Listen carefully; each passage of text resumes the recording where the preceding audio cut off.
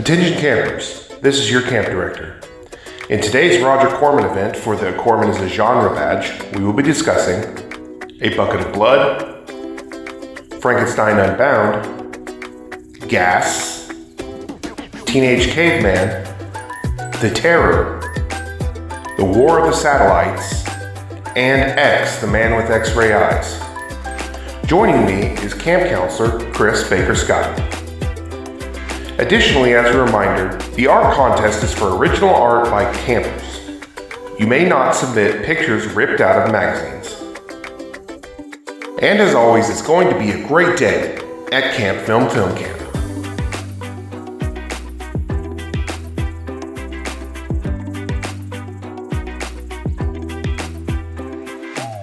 Hello! Welcome back to Camp Film Camp. As I mentioned before in the intro there, this is for the Corman is a Genre badge, which is part of our ongoing, well, actually this is the first episode of our Corman badge series. So once you get through all of the different smaller badges in the Corman badge series, you'll get the Corman badge. But today it's for Corman is a Genre, because Corman is a genre of all of its own. You know, you can watch a Corman movie, there's things in it you can tell this is a Corman movie. And so, but joining me today to talk about it is my co-counselor here, Chris Baker-Scott. Chris, how are you doing today? I'm doing great. I'm excited to talk about these movies. Like, I'm getting well acquainted with Corman. Yeah, I'm super excited as well. Some of these, two of these were ones that I had seen before. We covered them on FrameRec. One of them I covered with you on FrameRec. So if you want to hear us talk about one of these, you can hear a pretty extensive conversation over on the Dill Pickle Movie Network. But one of these, one of them I covered with you. The other one we covered and actually did it as a redemption because Dylan and I both absolutely loved it. And then the rest of them were first watches for me. And there were some really good surprises in here for me. Couple dull ones, but other than that, I was very pleased with this. I was happy that I got to experience some of these movies for the first time. But let's just go on to our first movie from here, which is going to be, and we're going to go alphabetically. So it's not that I want to save my favorite one, or I want to do my favorite one first here, but we are going alphabetically. So we are going to talk about Bucket of Blood, right. Which I don't want to show my hand on my rankings here, but this is one, if you want to go see me talk longer about this, you can go over to the Dill Pickle Movie Network and watch our FrameRec episode of it, FrameRec Redemption episode about it.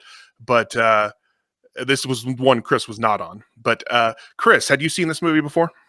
I had not. I'd heard about it, but I had not seen it. And it was interesting. It was interesting. Okay. Well, there you go. And if you're new to the show, we're going to talk about each of them briefly, real quick. We're going to rank them, and then we're going to talk about a couple of them in depth. So as our just kind of quick discussion here of this, this one was one that, because we did a Corman series, a Summer of Corman this last summer after he passed away, to just go through a few movies to honor him, because he's king of B movies, basically the patron saint of a FrameRec of the movie of the show that we do over there. So I was looking for movies to do, and we did two of them, and they were both bad movies. And then I decided to do this one, but then I watched it and I was like, wait, this isn't a bad movie. This is a really smart and funny movie, and campy as hell. Just there's a lot of just the way that they approach the beatnik style, the parody of the beatnik style in this movie is just it's very funny and very, very smart. So you say it's interesting. What did you think of the movie? Well, I liked. It was interesting in the sense that I got what he was trying to say about the nature of art. I guess if that makes sense, and like what it means and how it's consumed and what it means to be an artist. How do you make art that's meant to be consumed? Like, I might be talking a little too like crazy, but no. I like that aspect of it. I would say that it is very campy, kind of like what you said, how he's dealing with just this subculture and through his lens, and like, which we'll touch on that later in another movie, but I think it holds up. I think it does like satire well, if that makes sense. Yeah. Um, and I kind of, because there's a remake of it as well, right? Like from in like 1990 or something like that, maybe. I There think so much the one is. from like 59. Yeah. That's. Yeah, like I figured that was the one that I was supposed to watch. Yeah. Uh, but yeah, I kind of want to seek out the other one, just see Mm. what's going on there. I Yeah. think if I'm Actually, correct. now that I'm thinking of it, yes, there was a remake of it. Later. I don't know. I don't. Maybe even a couple remakes. I think they named it something different, or one of them something. I don't know. But yeah, so I do agree. I haven't seen those. Yeah, I haven't either. This is Dick Miller, who is in I think all but two of these all but three of the movies that we're talking about. He's in four of the movies that Mm. that we're discussing here. He is a Corman regular. Not only is a Corman regular, but the name of the character, Walter Paisley, is a Corman regular. He has been Walter Paisley in a lot of stuff, including Chopping Mall. He, which was produced by Corman's wife, uh, and The Howling. He played Walter Paisley, which Mm. was Joe Dante. Joe Dante was a student of, basically worked with Corman early in his career, and you can really tell that in Joe Dante's work, especially things like The Howling and uh, um, Gremlins 2. Gremlins. Yeah. Yeah, They're gonna say Gremlins too. yeah. Gremlins 2, you can really see it in Gremlins Small 2. soldiers. Yeah. Yeah. So there's a so actually through this I discovered a lot of people who got their early starts with with Corman. I knew about Joe Dante already, but I learned a lot while we were watching this stuff, or while I was going through these movies. But yeah, so Walter Paisley is the name of the character, and as I mentioned, this is just a movie that I really love. So hopefully we'll get to talk about it later, but we'll see how the rankings go. But we are going to move on to this next one. And boy, was this next movie just a surprise for me. It is Frankenstein Unbound. I went into, because this is the last movie he made, or last movie he directed, because he produced a bunch of stuff after this. But this is the last film he actually directed himself, except for a scene in Sharktopus versus Terracuda.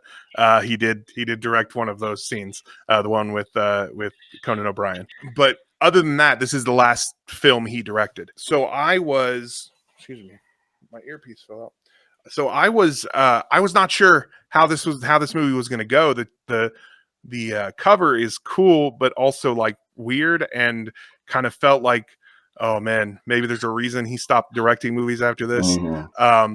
Which actually there is a reason he didn't direct movies, and it is about, or didn't direct many movies post 1970. And we will talk about the movie that caused that here in a little bit. But this was not it. This was his final directorial movie, and I need to know how you feel about it, Chris. Because I'll give my opinion here in just a second, but I want to know how you felt about this movie. I was surprised at the cast. Let's start there. Like, I don't know. I did not expect somewhat of a stacked cast. Um, and for me, it felt like everyone was playing it kind of straight. Like they're like, I don't know. I mean, I get what they were going for, like this sci-fi horror situation. I wasn't getting so much camp, I will admit. Oh, really? Okay. Really, I don't know what it was. But I like the writing.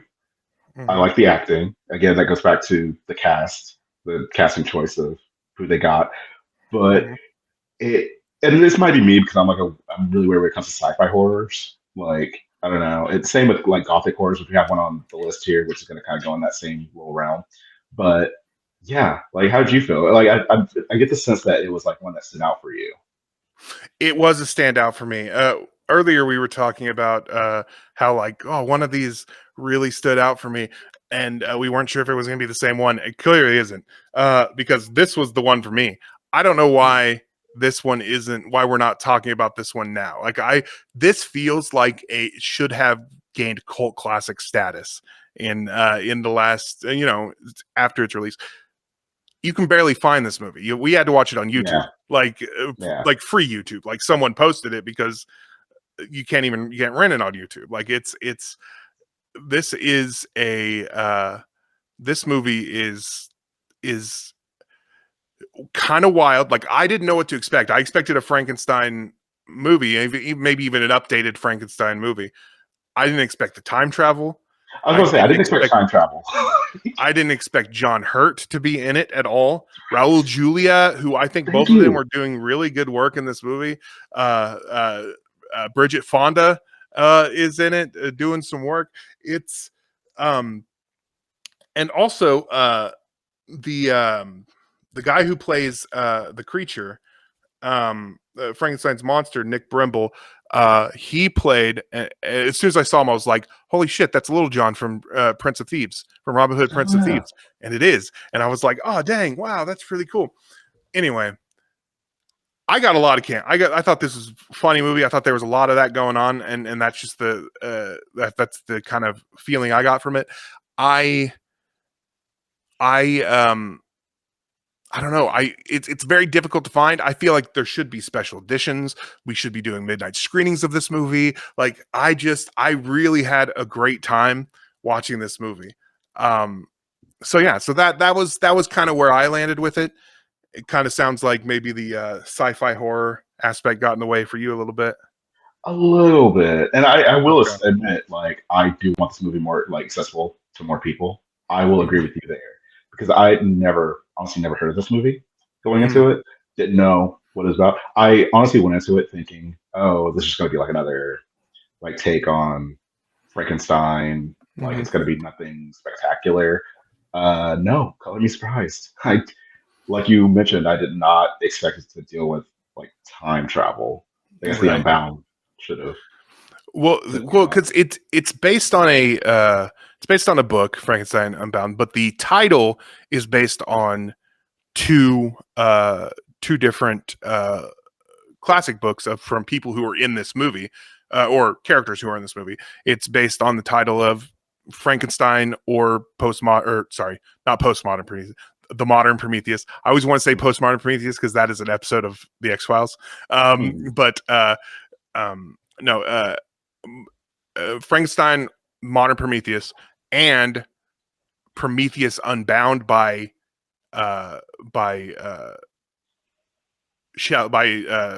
Percy Shelley. So the two Shelleys, it is a combination of those two names, is what I found out. But yeah, it's I really, really dug this movie. I'm excited. I think that other people need to check it out. It's free on YouTube. Go look it up and see how you feel. I would love for this movie to get a little bit more popularity, so maybe they will re-release it on DVD or on Blu-ray or something. But yeah, so let's move on to the next movie. That was our little clip or our little small discussion for Frankenstein Unbound. Let's talk about another movie which I'm going to predict is the one that you really connected with, and that is going to be Gas, which is also called Gas, or oh fuck, I forgot the name. Hold on, I'm going to get you the full name. I saw it was something long. Gas, or there we go. Gas, or it became necessary to destroy the world in order to save it, which is a political satire comedy, which is also a post-apocalyptic movie, which is how it lands in the genre category here. So, Chris, is this the one? Did you like this? Ding, ding, ding. This is the one. I loved it. I want to watch this movie again. I want to own this movie. Like, it got me from the first, like the opening, the animated opening, kind of giving us a view into the world that we're going to be going into, to like our introduction to the characters, all the different characters. It gave me a mixture of The Stand by Stephen King meets this New Zealand teen drama called The Tribe, which I don't think anyone really remembers or even knows about. And the musical Hair. It's like all those things combined, and I loved it. I also got a little bit of Warriors in there, but it might be because Yes. the football team is called Warriors. I wasn't sure. I'm not sure. But yeah, it's okay. I had a feeling you might enjoy it. And here's the thing: the political satire in this is very strong. This had a hilarious start to the movie. Basically everything up until I don't know. I don't know if I could put a pen on exactly what it is, but there was a lot. Like it was just hilarious. It was firing on all cylinders. Satire was spot on. Everything was working really well. There was a point, and it almost felt like scene to scene where it kind of started to fall off for me, where it started not quite feel as sharp and as the satire was starting to get a little bit on the nose. I found out though that that this is the last movie directed by Roger Corman for AIP, American International Pictures, I think is what that stands Yeah. for. I'm not sure. Anyway, this is the last one he made for AIP, and that is because apparently they butchered the edit on this. Like they cut Oh, out scenes. God was supposed to be a recurring character throughout, not just that one little voice at the end. He was yeah. supposed to. He was supposed to wrap it all up at the end with commentary on with the comments about what happened, which that final scene that they cut, Roger Corman has said was the greatest scene he'd ever shot, Mhm. which I really want to see. But I had a blast watching this movie. I'm with you on I love this. I want to own it. In fact, I want them to release a director's cut. Two of his movies have gotten director's cut after AIP butchered them. Um, and this one hasn't. And it's not even clear if we don't know if the footage is intact somewhere where they could release it, but they need to, man, because this movie was funny. It was very funny. It had a lot of really interesting and some of, not every joke held up, but some of them held up better the more you thought about it. The football players who were training to assault women, Yeah. um, that felt weird for a minute because I was like, I don't know, this feels it doesn't feel quite enough like they're condemning it. But as the group, the main characters are leaving, the cheerleaders start cheering for fascism, and you're like, oh, okay, so good. Yeah. This is this Yeah. movie is against what's happening. Like there are so many. I wish I had written down more of the lines that like one-liners that I really really love because there was a lot of them. I loved. I can't remember the name of the actress, but Shirley from Laverne and Shirley. Mhm. She's like 9 months pregnant in this movie, or far along. And at one point, she's preparing to have her baby, but then she decides just not to because she doesn't want to bring a baby into this world, and she's still just pregnant. It's just a Yeah, decision that she makes. So that I might be feeling deep, too deep into it. I'm like, that's a perfect commentary on today. Like yeah, she's making the choice not to have this baby, and yeah. and the group is like, oh yeah, it's fine. Um, but obviously she maintained. Like the joke is that she's still pregnant. Right. Um, the music in it really did a lot for me. Mhm. Um, I loved Edgar Allan Poe, which it's interesting. I didn't know there were so many issues of this being cut because I felt like we're supposed to see Edgar Allan Poe's character interject more than he was to be kind of like Mhm. our narrator, or not really our narrator. Well, I guess God was kind of our Our narrator, but cipher, yeah. yeah, just basically kind of taking us along on this ride. Um, yeah, the I thought it handled like black characters really well. It didn't fall into a trap of just making them like just one note or like just radical for the sense of being radical, like which Mhm. there was a little bit of that, but I just really enjoyed it. The Native Right. American characters that they run into, um, I loved it. Yeah. I agree. I thought a lot of that was handled really well and surprisingly well for when it was made.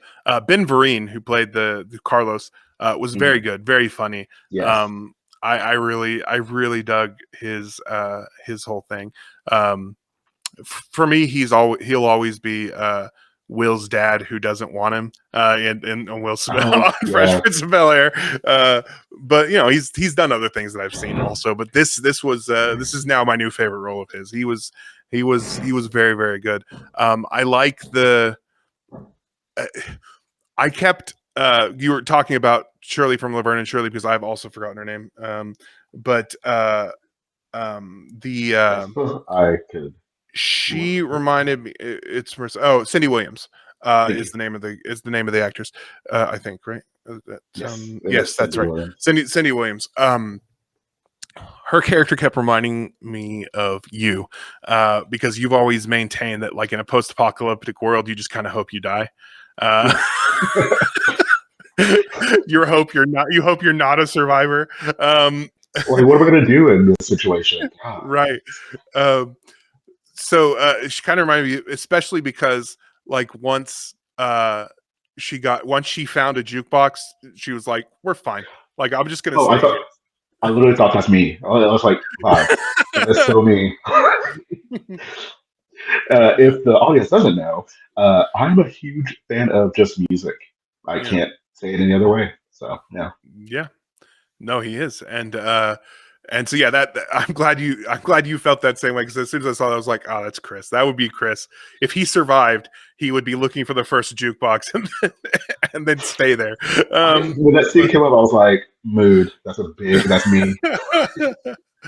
But yeah, so despite the kind of the flaws that I felt the second half had, I thought it was strong enough throughout, and even the parts that didn't feel quite as strong as the beginning, it still was funny. I was still laughing throughout a lot of it, and which surprised me. I was expecting maybe, because sometimes when you watch old comedies, if you don't understand, like, if you didn't live in that time, it's hard for you to really understand the humor of it, or if you weren't part of, because humor is a cultural thing. Like, people from other countries don't necessarily get American humor, or the other way around. There's largely cultural, and so you worry about that sometimes when you watch those old comedies, which is why it's interesting when ones do hold up so many years later. But this one, I thought it held up. Like, you kind of worry that it might not hold, the jokes might not land quite the same way, and a lot of them really, really did. I mean, there were a few that maybe we wouldn't say today, but for the most part, it was all very funny and interesting. And I think a lot of it has to do with the absurdity, because a lot of the comedy was around absurdity and camp. And that's kind of a that kind of doesn't change so much. We still find many of the same things absurd, which is kind of how that worked. But yeah, I'm with you. I thought this was really good. And I'm excited that maybe we'll get to talk about it more here in a moment. But right now we're going to move on to Teenage Caveman, which is the movie that we discussed on Framewreck. So we actually don't have to talk too much about this one. I'm certain it's not going to make our top two. And we've gone into great detail on Framewreck, but just for the brief discussion here on this, how did you feel? Did you rewatched it for this, right? I rewatched it. Okay. Yeah, I ended up doing my due diligence, and did a rewatch of it. I still think it is what it is. It's ultimately a morality tale about just human nature and just, like, all that good stuff. The characters still playing it really big, I felt like. Yeah. I feel similar. It is what it is. It's not a good movie. It's also not like, it doesn't feel like a full waste of time watching it, but it also just isn't. It isn't good. Like, it doesn't. Yeah, it's also short. So, like, it's very short. Well, that's the thing with Corman. The longest movie in this 7-movie slate that we watched was Frankenstein Unbound, which was 1 hour and 24 minutes. That is the longest one. The rest were around an hour, maybe hour 15. This one was an hour and 4 minutes long, I believe. And I still felt about it the way we felt when we watched, or when we did it for Framewreck, and I think we all agreed on it at the time, which was that this felt like the first 2 acts of a 3-act movie, and that there was still a third act of that they didn't show us. And so that I kind of felt the same way about it. But unless you have something else to talk about, we can move on to The Terror. Yes. Jack Nicholson stars in this movie. This movie was actually had 6 directors. There's the credited director, which is Roger Corman, and then there are 5 other directors, including Francis Ford Coppola, who I found out while this is another person who got their start with Roger Corman. Francis Ford Coppola was his assistant on a bunch of stuff, and also did other stuff like translations and language consultant on things. But early in his career, he worked as an assistant on these movies. And so this is actually the first directed movie by 2 different people who went on to have big, massive careers. One of them being Francis Ford Coppola, who directed. Okay, so this is how it worked.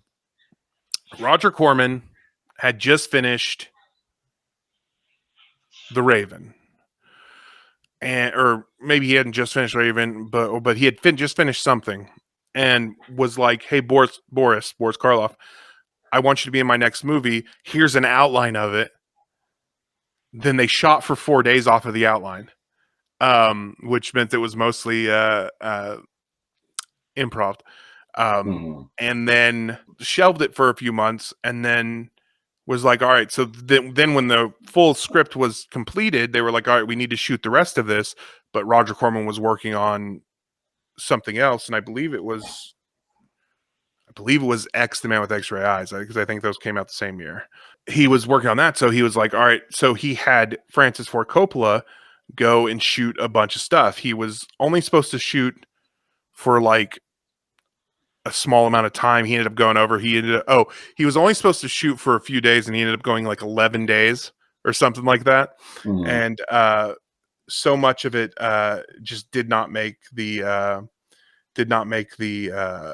cut. Only like 10 minutes of what he shot made it into the thing, but he shot a lot. But that actually kind of upset Corman. Throughout the year, he had other people go out and shoot a little bit more, until it got to the very last day, in which Jack Nicholson, in his directorial debut, shot the last day of filming. And then he would go on to direct some other stuff. But yeah, his first film, his directorial debut was the same as Francis Ford Coppola's directorial debut, which is pretty cool. I did not know that. Now hearing that, I can kind of get the sense, because this movie, I mean, we'll talk about it, I guess, but it just felt like, well, because what totally you all want to over say the place. there is this movie is all over. It feels like 6 people made it, and that is what it is. It feels like it was mostly shot on an outline, and then 5 other people made the rest of the movie, because that's what happened, and you can feel that. Which, some of it really works. I think that there is parts of the story that are really interesting, and part of what you see on screen that's very interesting, but a lot of it just feels pasted together. How did you feel about this movie? Like I said, I mean, okay, Gothic horror, for me, I love it if it's done really well. If it's done really well, oh my gosh, the atmosphere is there. I'm in it. This kind of left me kind of like, it wants to do these things, but I don't know if it's doing it really well. It feels like there's so many ideas of what's going on, of what should be happening, what the characters should be kind of doing. Most of all, for the camp aspect, I wanted Jack Nicholson to speak in a French accent. I wanted that. He's a French soldier, and he's I know. The whole time I'm like, this is a French soldier, you say? Because he just sounds like Jack Nicholson. He just sounds like Jack Nicholson, and I'm like, I mean, I guess if he couldn't do it in a way that felt natural, actually, no, it doesn't even matter. If he couldn't do it in a way that felt natural, still do it because it would have given me Right. everything. Exactly. I completely uh, agree. I was like, man, that would have been just so choice, and it would have been really funny, which is maybe why he didn't do it. Like he wasn't trying to yeah, make a he was trying a to be movie to like make this you laugh. serious. So, Yeah, but yeah, that would have been that would definitely would have been so choice. Um, but yeah, so this movie, I didn't. I told you before that there were two that I just found real dull. This is one of them. yeah, This is one of the two. It's not up there for me at all. I didn't really care for it so much. Um, Sometimes some of these I look forward to rewatching. This is one that I definitely don't. I will say this, yeah. that there was a, I don't know if you remember this, but Walmart used to sell these DVDs for $1 that were in like very thin plastic cases, and they were like all uh, Yes. public domain movies and stuff like that. This was one of them. This doesn't have any copyright info on it, so it's immediately public domain. Okay. Um, so this was one of them, and I owned it. I bought it. I remember I saw Jack Nicholson on it. I bought this one and Little Shop of Horrors, which is also Roger Corman, Oh and yeah. something. Oh, The Satanic Rites of Dracula, which is not Roger Corman, but it is Christopher Lee. I think. I think that one's Christopher Lee. Anyway, I bought a bunch of those back in the day for like $1 each at Walmart, and it was awesome. And then never watched them, which Fair enough. but I did own this movie. I just never saw it. But yeah, so that's my fun little tidbit, and probably the most interesting thing about this movie. So Yeah. actually, that's not true. The six directors, including one being Francis Ford Coppola, is the most interesting thing. Which also makes sense why uh, when I was watching Gas, because Gas was the last one I watched, and when I got there, I was like, "Hey, Talia Shire's in this," and I was like, "I bet that's because of his relationship with Francis Ford Coppola." And I also Yeah. realized, like, oh, wait a minute, like Cindy Williams, Shirley from Laverne and Shirley, she's also in a bunch of Coppola stuff. I bet that she's also here for that same reason. So yeah, that was it was interesting seeing a bunch of the connections from things, because that was part of Corman's thing. He could reuse. He reused. He didn't let anything go to waste. He had a relationship. He's not gonna let that go to waste. Um, but yeah, so let's move on to our next movie, which is War of the Satellites. And this one has an interesting story too. A lot of them have really interesting stories, and it's mostly because it all comes down to like that Corman was just that kind of a person. His memoir, which I haven't read, which I intend to read soon, is called "How I Made 100 Movies and Never Lost a Dime," uh, and that's just kind of the way. Like he could not only make something super fast, super cheap, with the resources that he had, with the people that he knew. All of that was so I made it. And so this one is very interesting because this was made as a result as a response to Sputnik going into this Hmm. going into space. Um, and what's interesting about that is that they didn't start making this movie until after Sputnik was in space. This movie came out 3 months after Sputnik went into space. Perfect. Reportedly, this was written, shot, and released in 8 weeks. Which on some levels you can tell, but that's just Yeah, there's a I can lot of see that. Corman stuff in it. It's basically like two sets Yeah. that they're going back and forth between. He's got Dick Miller. You've got Dick Miller. If he's got Dick Miller, he's always going to be able to depend on him to do what needs to be done. And he is the star in this one. He's the lead in this one. So I will say with this one, as even though I mean there was a little camp, but it wasn't super campy. It wasn't super bad or anything like that. So there weren't like a lot of things where I'm like, yes, this is what I loved about it. I will say I wasn't bored by this movie. Like I enjoyed my time watching it, especially knowing the history with it. So like I'm watching it, I'm like, that's a fun little 1 hour sci-fi movie. And that's just kind of how I felt about it. How did you feel when you watched it? Honestly, same. I was hoping this wasn't one that you were just like, I hated, or I wasn't really didn't really keep my attention. I really like this movie. I liked a little bit of the social critique, even like the fact that these, outer space being these aliens, I guess we'll call them, they immediately like called out Earthlings as just being reactionary. Like Mhm. they were just like, okay, you guys have very much reactionary like politic behavior, so we do not Mhm. want you in state. Like we don't want you to have anything to do with us. Meanwhile, the Earthlings kind of proved them right by having that reactionary response to them. Yeah. But like, there's something about Roger Corman. Like, he's able to have these political like ideas throughout, some of his movies. I mean, obviously, not all of them are going to have that. I mean, the terror doesn't say anything about the world that we live in. But Yeah, that's he immediately could what I because he's a latched on. soldier, but he doesn't. Yeah. Yeah, like, but with this, that's the first thing I latched on when I started watching this movie. I was like, oh, that's interesting.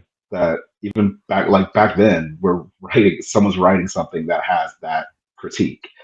Mhm. Specifically, felt like he's making a broad spectrum of saying it's Earth, but it really felt like a critique on America. Like, let's Right. say Yeah.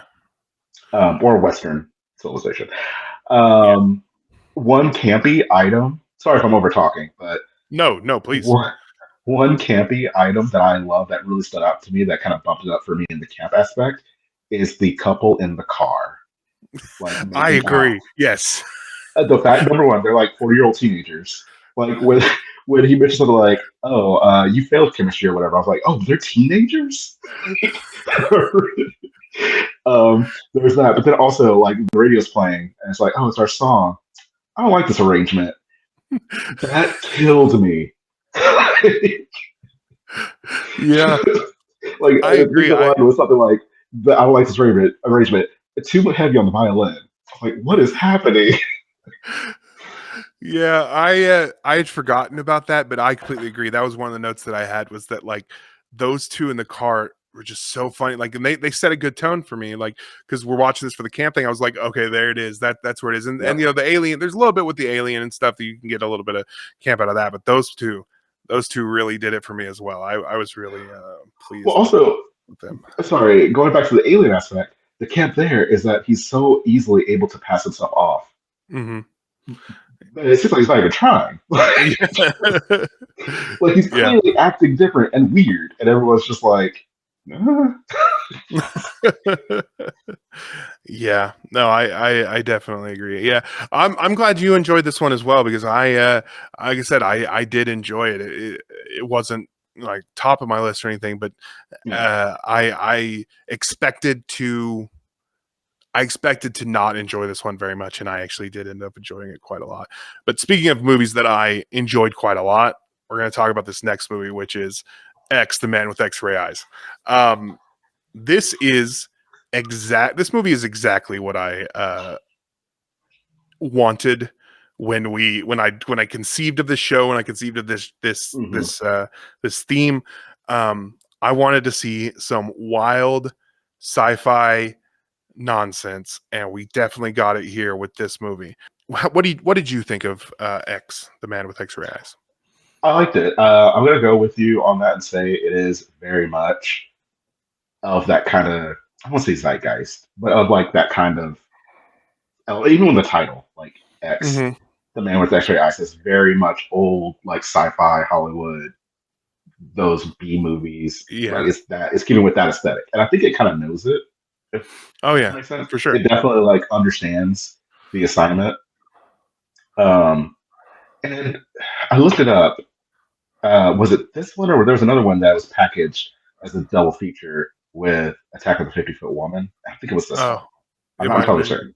But that That would double make bill, the original like Attack of the 50-Foot Woman, sense. and then this, Yeah. it's a showstopper. I kind of want to do Oh, that. I kind of want to do like a grindhousey thing and just watch these two movies back to back and just have a good time. Because you can't have a good time with this. I feel like oh yeah. Oh yeah. I the I concept is terrifying. Like it's a horrible not horrible. It's horrifying concept. But mhm. yeah. No, it definitely is. The one thing I really really liked about it is. I expected it to be a guy who just completely takes advantage of, like, Hmm. gets this thing and takes advantage of it, and then is kind of becomes like this villain or whatever. But it actually ended up being like this guy who gets this, and he is sort of like he could stop at any point and not do this, but it's not like he's going out and like being villainous or anything like that. He actually is like hiding, like he's in Yeah. hiding. He just really wants this power, which honestly kind of sucks. The power. I think that the thing that brings this down a little bit for me is that um, it could have benefited from a little bit more in the technology area in terms of that, like what he was seeing was something other than just like multiples in different colors or whatever for a lot of Hmm. it. Like toward the beginning, it was really cool that he was like looking into people and things, and the way they would it would switch to people completely naked walking around and stuff like that. Like that was all very funny and good. But there you could tell that there was a gap when later it just kind of didn't feel like there was any benefit to what was happening for him, which honestly may be part of, I mean, maybe that was intentional and maybe it seemed like that, but he was definitely still chasing something there. Yeah. Um, but yeah, so this movie really entertained me. I like it. Don Rickles is in it. He's very he's got a nice funny little character who Also, kind is of trying going to against type exploit. a little bit, Yeah, but a little you bit. know, I mean, yeah, I could a a little bit. little, not He is doing crazy. that. Uh, he's doing a bit of the Don Rickles thing, but yeah, it is. He does a lot of like angry acting in this, which is and just kind of sleazy. Yeah. But yeah, I very much enjoyed watching this movie. And I think that I'm it's one that I look forward to watching again, and like you said, like maybe pairing it with something else, get that kind of that double feature feel, get that real like grindhouse feel to it. Yeah. So that does the idea of that does excite me. But okay, well, we are going to move on to our rankings. Before we do that, did you have anything you wanted to say about any of the other one? Actually, let's do our ranking, and then we can decide if there's anything else you want to say about anything we're not about to talk about. So, um, let us. Where is my thing? I've upgraded from the last time that we because we recorded the very first episode, and this is your first episode since then. And I've got a whole spreadsheet. So Nice. that does math for me, so I don't have to do any math. Very nice. So there's that. Here's the thing: I need to start doing better math. I guess like I go by like vibes, which is how I Uh-huh. rank my things. I need to actually do the math for them. But It's fine. You this know will what? this will be the last Vibes vibes are based one. honestly, vibes are fine for this one. This is that we're not being scientific here. Okay. I just need to not stop and wait and try to do the math. I've got something that does the math for me. All right, so let's get into the ranking. We can start at number 7 because this is a larger slate than we're used to. But for number 7, my number 7, I've got Teenage Caveman. That is the same. I also have Teenage Caveman. Okay. For my number 6, I have The Terror. Same. All right. I had a feeling those are going to be our bottom 2. I have a feeling we're going to be very different here coming up. My number 5 is War of the Satellites. My 5 is A Bucket of Blood. No. Sorry. Christopher. Oh my gosh. This is not going how I thought. Okay. For my number 4 is The Man with X-Ray Eyes. War of the Satellites for my number 4. 4. There we go. Okay. My number 3 is Gas. My number 3 is Frankenstein Unbound. My number 2 is Frankenstein Unbound. X, The Man with X-Ray Eyes. And which leaves my number 1 as A Bucket of Blood. And your number 1 is? Gas. I had to do it. All right. You had to do it. It gave me so much enjoyment. So this shocks me a little bit, and Dylan is going to be very upset because he also loves A Bucket of Blood. But A Bucket of Blood did not make our top 2 because Chris. No. I've enjoyed it.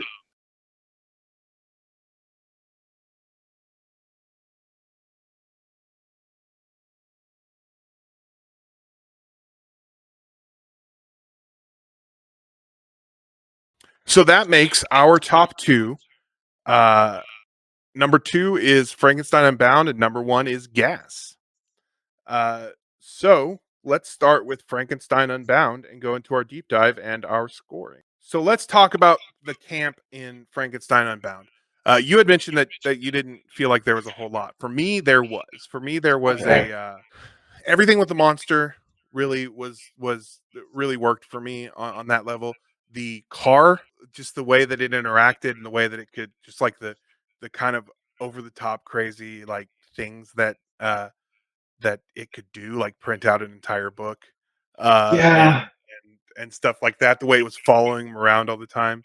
Uh, one of my favorite lines in the movie is when Mary Shelley or Mary Wilcott is whatever her name is like, it's like, your carriage, it's talking, and the car is like, I'm not a carriage, I'm a car.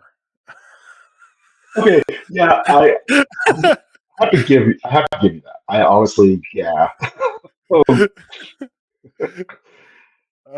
Yeah, that is actually that. I'm rethinking something, but was there anything that, even though you didn't feel like it was like super campy, was there anything that you did pull out of that you thought did work in terms of the camp? um, honestly, I hate to say I keep going back to the casting, but Mhm. John Hurt, whenever he's in something, it for me it adds a little level of. I mean, I know he's a good actor, right? I Right. understand that, but there's certain elements about him that you see him in something, and or like you just even just like hear his voice and stuff, like you see him on the cast list, you Mhm. understand you might get some camp there. And I think I Right. think there Yeah. was a bit. I Um, There is a there's a thing, like we've talked about it before, like um queer movies are inherently campy. mhm, Christmas movies are inherently campy. There's certain things that have an inherent campness to them that aren't necessarily British things. There is an yes, inherent camp that comes with yes, with the British culture, and I think that's part of what it is. And so even though he is an American in the thing and says it several times through the thing, he's definitely John Hurt, British actor. yeah, Um, but yeah, it's I could definitely see that.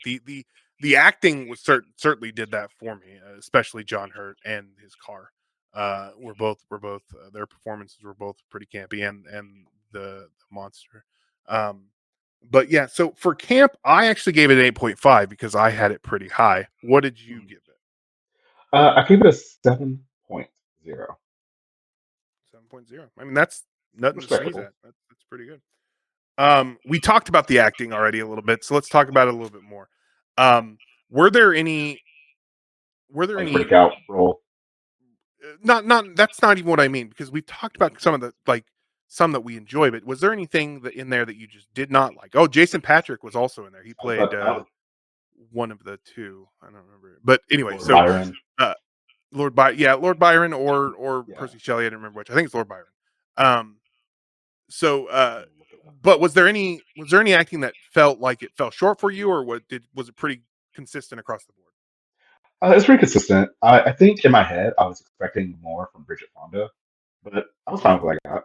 Like, I've never expected anything from Bridget Fonda. Not that she's bad. I just feel whoa, like she has. It's not that she's bad, and I don't dislike her. You're not going to hear a Juliette Lewis type rant from me about how I don't think she's a good actress. I think she's fine.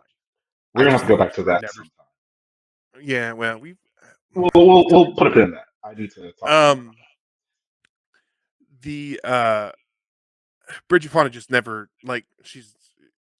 I don't expect bad from her. I also don't expect anything great from her. She's just kind of that. Middle there. of the road. Yeah, just kind of she's always around. She's fine.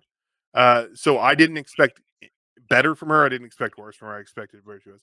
I think John Hurt really. I mean, he holds the movie together. That's his whole thing, and I think that he does that really well.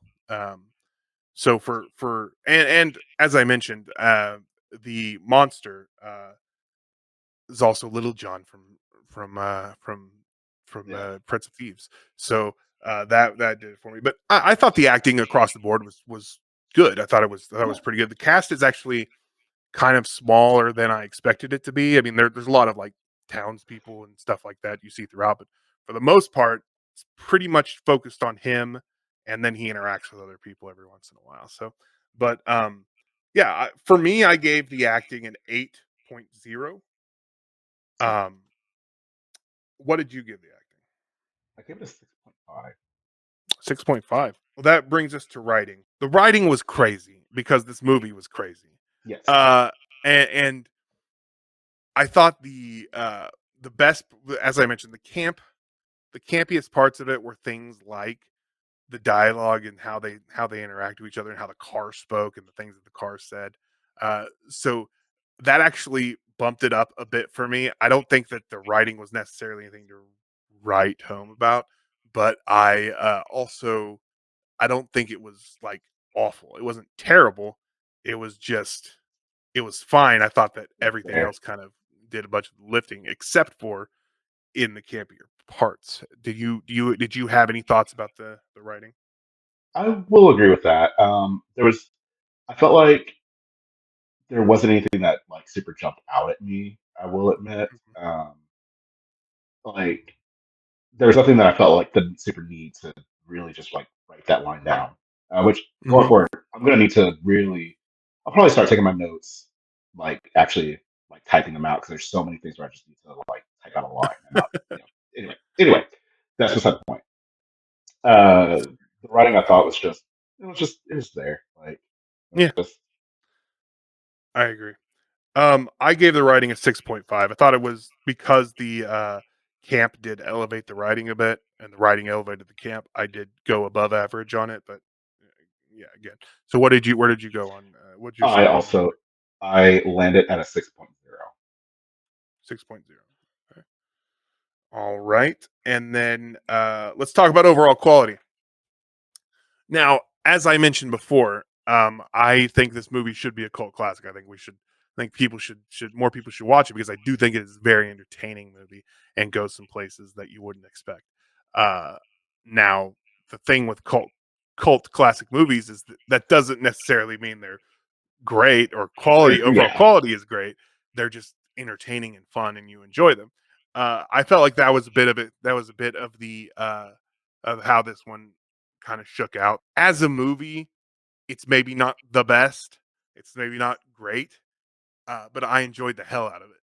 Is kind of how where I landed with it. So for me, I gave the overall quality a 6.6. How did you feel about the overall quality? I did a 6.5. That brings our total average for Frankenstein Unbound to 6.95. Nice. Um, which brings us to our number one movie, which is Gas, and I'm excited to hear you go a little bit to deep dive on some of this because I know you really like this movie. I So did. so did I. All right, let's just talk about it. Let's talk about the camp. I would like to hear some of your thoughts on the camp in this movie. For me, the camp what really did a lot of heavy lifting for me as far as the camp goes is the costume work. Mm-hmm. The outfits that everyone wore, our main protagonists that we're following through all these adventures that are going on, like they hit that like hippie like counterculture so well, but also Mm-hmm. it felt mm, it felt also kind of silly to some degree, but that they were taking themselves seriously though. But Mm-hmm. also they were taking themselves too seriously. Again, they were the characters were really buying into that hippie aesthetic. Even the characters who like saw themselves as like revolutionaries, they were still just kind of going about everything you know just in not in a haze, but like in a just lackadaisical setting, which I liked. Mm-hmm. I'm just doing word salad right You're now. doing great. You're talking about. But yeah, I with that, just the aesthetics of it all, it gave me camp. But also to kind of like Mm-hmm. make this bigger statement about just war and peace and like humanity and how you're building things back up. How do you not fall back into the trap into fascism? I Yeah. liked it. I liked it. Yeah. No. As far as the clothing goes, when you're talking about the clothes and the costuming, um, I agree. I think that the the way they use the clothes was very campy in the way. I love that several times throughout the movie it would just jump cut to the group, to the main characters Mhm. in just like different clothes into Yeah. like in their like golf clothes and stuff Yes. like that. That was very funny. The even at the very opening, like the first in the live action opening, when uh, when the cops are chasing our protagonist, and then they run into the church, and suddenly he's standing there in the robe and the collar. Uh, that was all very very funny, and Yeah. which led into a very very funny scene in the church. Father, is it really a sin to, or is police brutality really a sin? Love that. uh, And then his not comeuppance, but like what he tells him to do is to what was it? Teach it was bicycle teach a class. bicycle safety class at a Black Panther rally. Yes, love that line. Like I loved that line. Yes, it was very He's very funny. smart and also just very again kind of camp. Um, what was your camp score? My camp score for this is a 9. I thought this was dripping with camp. Our minds. I also had a 9, Nice. 9.0. Okay. Yeah, that is. Yeah, it was very campy. I mean, the absurdity, as I mentioned earlier, the absurd nature of it really helped with that because the comedy relied on the camp. So that was really where it was at for that. Let's talk about the acting. The acting was fine for what it was. I mean, you had some Mhm. heavy hitters in there. You had Talia Shire, you had Cindy Williams, Ben Vereen doing some good work there.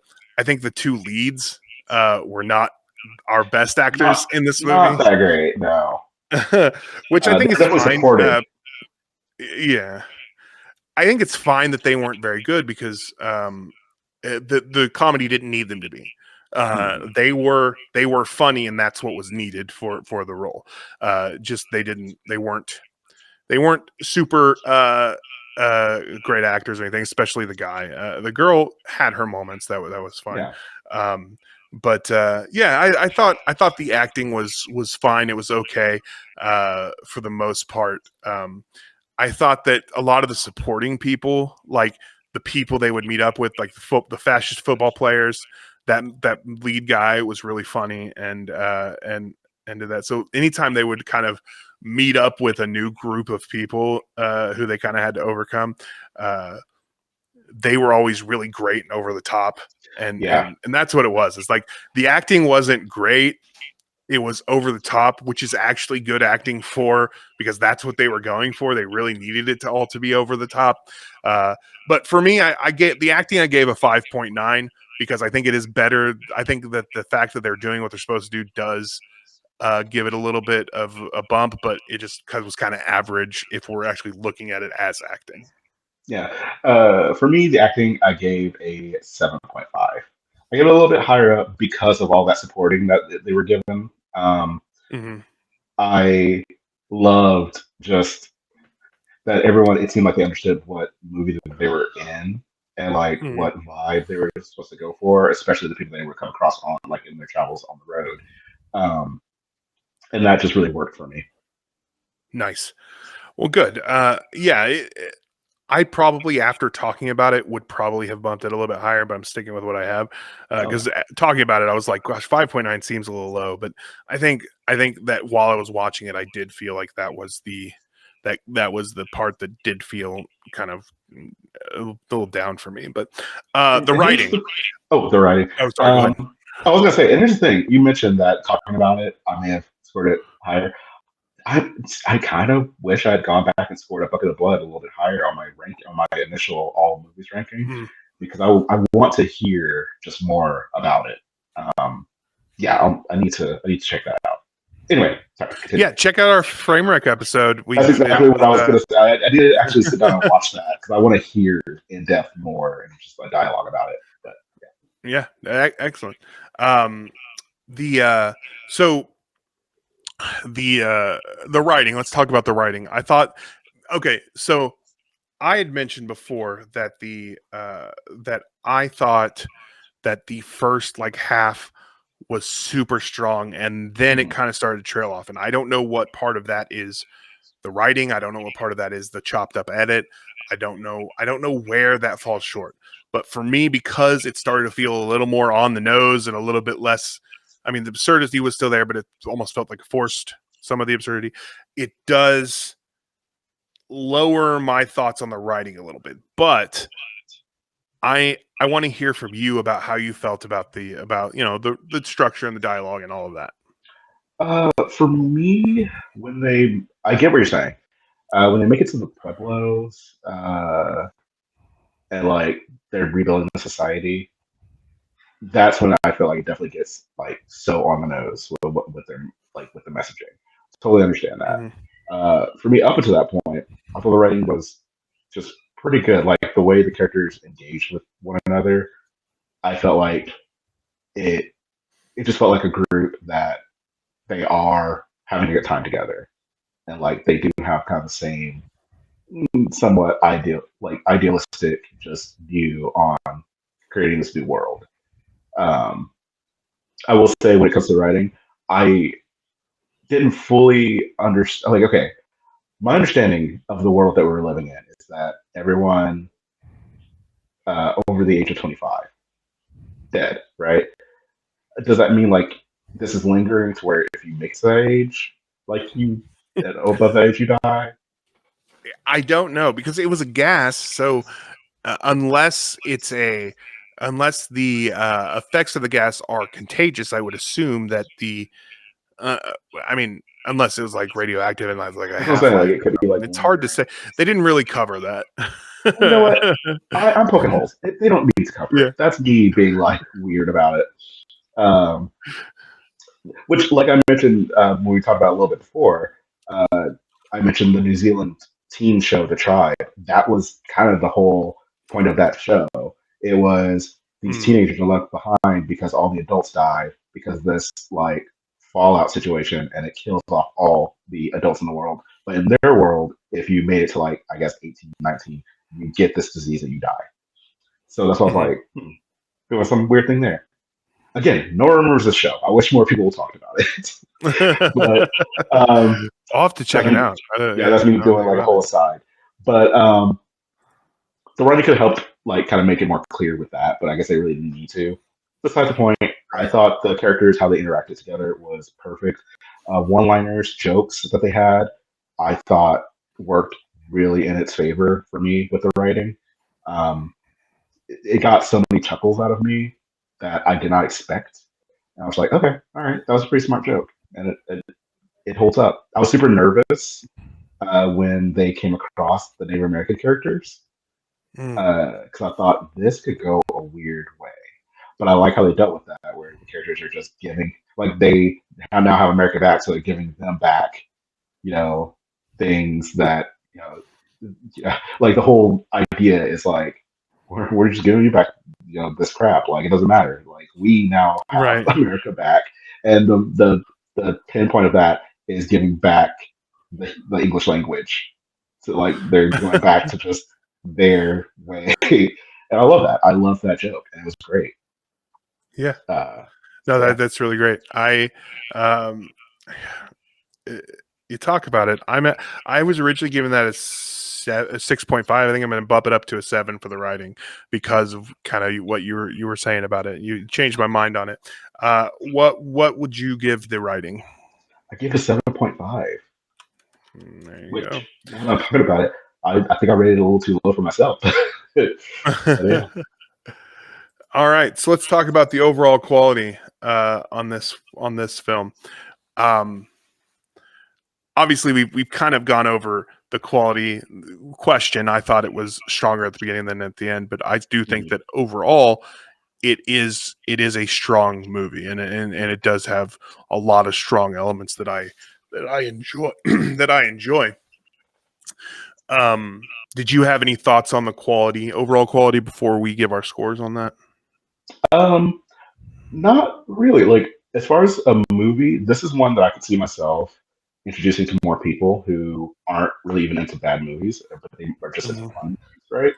I can see myself putting this on and just having a good time, and hopefully people like my friends walk away with it and like, oh, this actually was a pretty good movie, or a pretty fun, campy movie.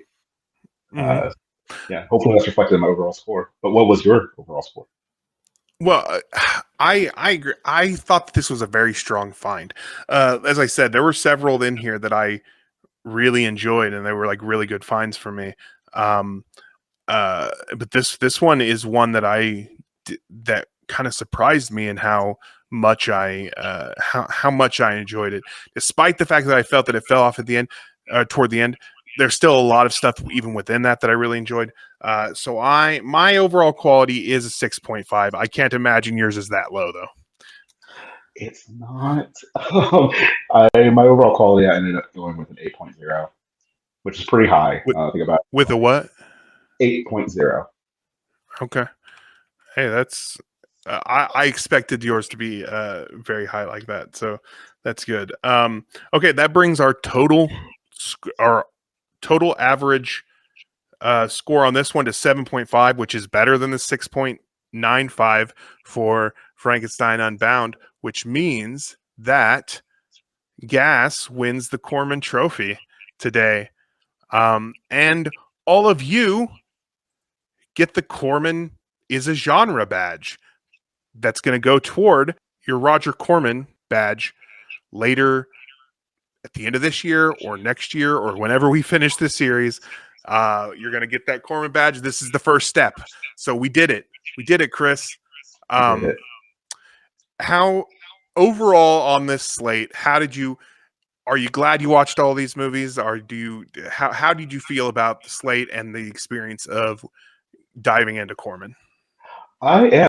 Little note about me. I will always be glad when I watch a movie because I feel like it's always something new, like I'm taking in. So it takes a lot for me to hate watching something. But no, I'm excited to like dive deeper into Roger Corman's work. He'd always been like on the periphery for me. Like I watched some stuff mostly through Mr. Science Theater. Not gonna lie. But yeah, I'm excited to take that plunge and do more viewing. Well, we're gonna have more coming up, and I'm sure you're gonna be on more episodes. We don't know. We don't have all of them laid out. I will tell you guys. I will tell everyone here, unless something changes. I probably shouldn't announce this yet, but for now, the March episode of this show is going to be another Corman episode, and it's going to be the Corman Poe.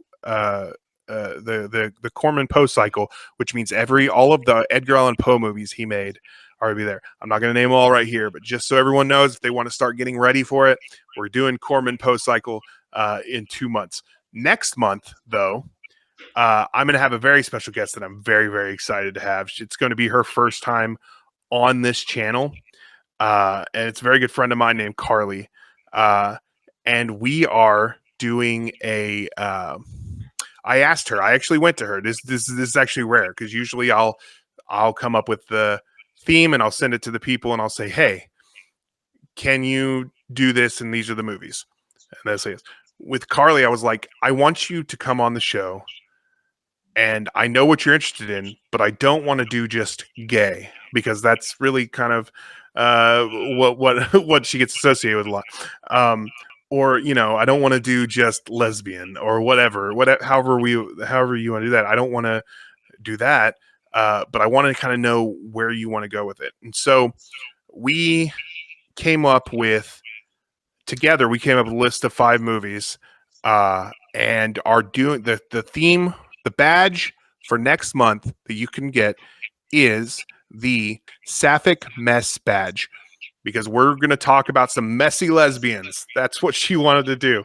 We're going to watch for February. We are watching Bodies, Bodies, Bodies, Bottoms, But I'm a Cheerleader, Codependent Lesbian Alien Seeks Same, and Debs.